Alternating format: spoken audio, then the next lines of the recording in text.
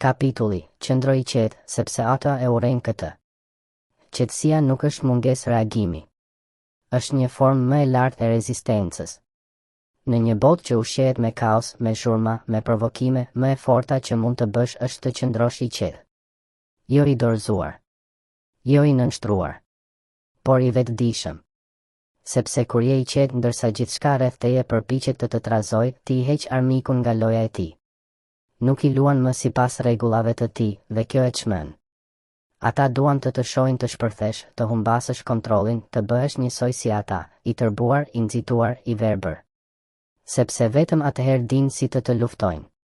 Por kur ti qëndron i qetë, i kthjellët, i patundur, bëhesh një pasqyrë. Ata e shohin veten në ty, e nuk e durojnë dot atë reflektim. Qetësia është një armë.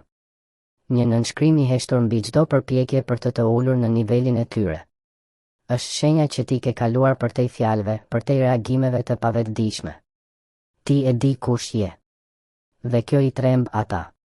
Sepse në fund të ditës, ata që e ndërtojnë pushtetin mbi frikën, mbi nxitimin dhe pasigurinë, nuk dinë ç'të bëjnë kur përballen me dikë që nuk dridhet.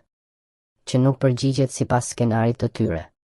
Që nuk jep atë që ata kanë ardhur të marrin, nënshtrim, zemërim, ulërim. Ti që qëndron i qetë, je kërcënimi më i madh për një sistem që nuk di të jetojë në paqe.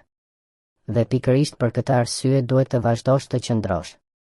Jo sepse nuk të djeg brenda, por sepse ke mësuar të mos djegësh veten për t'i kënaqur ata që duan vetëm hi. Thënie.